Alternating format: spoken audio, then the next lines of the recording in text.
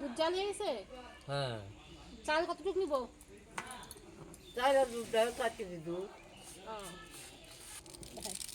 এইভাবে নিব, দেখো তো। হ্যাঁ হ্যাঁ। এইভাবে 4 বার নিব। একদম খাঁটি দুধ চাল দিয়ে। চাল পুইটা গেছে, এখন গুড় আর চিনি দিয়ে দাও। এই যে মা গুড় কাটতেছি। দিয়ে দাও।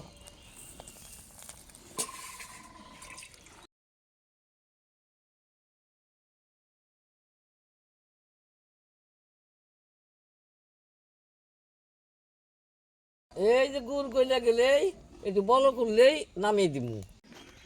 পায়েস রান্না করে হয়ে গেছে, আরেকটু জাল দিয়ে মা পায়েসটা নামিয়ে দেয়। আমি আর মেয়ে যে একটা কেক নিয়ে আসি। দারুণ হয়েছে, মা রান্না করেছে পায়েসটা, খুবই সুন্দর কালার হয়েছে। আমার মেয়ের জন্য মা আগটাই বেড়ে রাখছে, মেয়ের জন্য বেড়ে রাখার পায়েস।